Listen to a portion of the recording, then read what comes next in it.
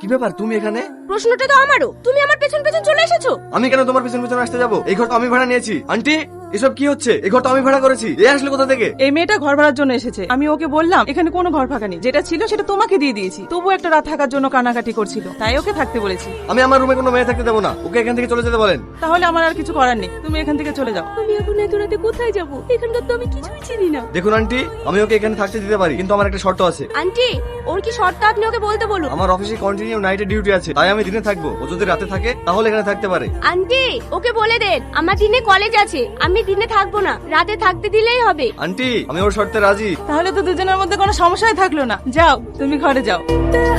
তাহলে ও অফিসে যাক, আমি ঘুমাই। আজ তো আমার আবার অফিস নেই। তাহলে কি হবে? কেন? তুমি নিচে ঘুমাও, আমি উপরে ঘুমাচ্ছি। আজকে তাজা খবর, নন্দীগ্রামের একটি মেসে গভীর রাত্রে একটি মেয়েকে একা পেয়ে ধর্ষণ করে খুন করেছে একটি যুবক।